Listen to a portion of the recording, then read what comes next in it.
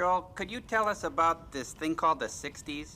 Yeah, I'm amused and fascinated by such an environment that the beautiful, creepy girl existed in. Well, I was just a little kid when it happened, but I could tell you guys what I remember. Okay. Well, yeah, you're so much older than you're younger than that now. Yeah, whatever, Crow. Anyway, Camba, could you run that music? Yeah, cool, okay. Hey. Well, it was a lot simpler time back then, you know? Like, I'll give you an example. Like, it wasn't uncommon at all for your mom to come and serve you a great big char-broiled steak while she smoked and drank a tab and made your dad another Manhattan for the road, and that was just breakfast. Oh, go on. Yeah, there were seatbelts in cars, but nobody used them. Pre-sweetened cereal, subliminal messages. Drugs. People smoked openly on The Tonight Show. Hey, tell us about the Rat Pack again. Oh, okay. Well, as you know, Frank Sinatra was chairman of the board, and everybody else filed on in line, except for Jerry Lewis. He had had a falling out with Dean Martin, and they already had chosen Joey Bishop to be their comic relief already, so he was kind of out of luck. But Dean was tall and tan and quick with a song,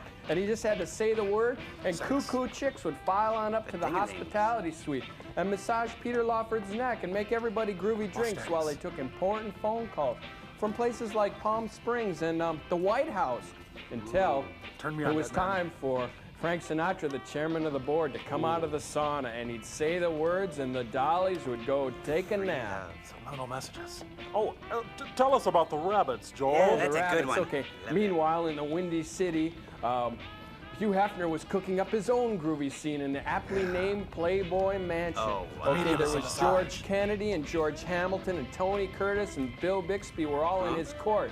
Sophisticated men who knew their racket. I and think you're Class B swinging into swingers. high. Yeah. Yeah, anyway, there was like Twiggy and Abby and Peter, Paul and Mary, Dion, Donovan, Melanie, Abraham, Martin, and John. So they just went by their first names like that? Yeah, like you, Crow. And there were typewriters, but nobody used them. And women were called girls. Wow. And businessmen wore double-breasted suits, had double chins, drank double bourbon, straight no chaser. Before, during, and after important business meetings and summit talks. Everybody believed what the president said. Why shouldn't they? Sexually provocative humor wasn't on TV. It was on cocktail napkins, and we liked it that way. Toys had metal edges and little pieces that were breakable and would fit into your mouth. They would take and make a playground equipment out of stainless steel, then haul it up on the asphalt where you could get hurt. Parents were actually told to spank their kids. Well, my mom actually made me go and get the belt, you know, in front of company, and that was really frustrating because once they made me take a bath in the front yard.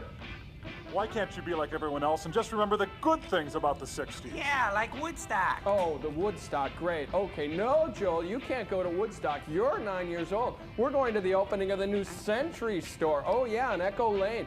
3 days of peace, love, and pizza rolls. We're going to buy you a shopping cart Joel's for your in a lot of birthday, Joel. pain. Oh, boy, We'll be Peter right from back. Axe moved freely among men. They were, oh, did I mention there were drugs at that time? And then